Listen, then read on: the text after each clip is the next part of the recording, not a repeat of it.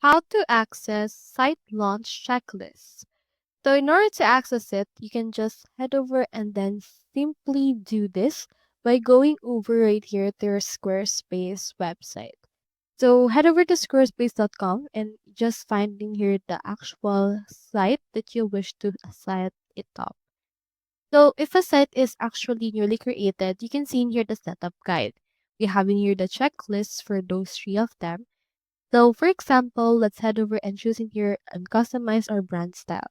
You can click on this arrow right here and then make it happen and do some editing for you want, choosing here the site styles and the links.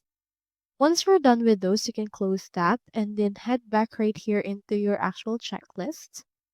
And into your checklist, just head over and as you can see, this will give a check on the dot, which means our website is 33% completed.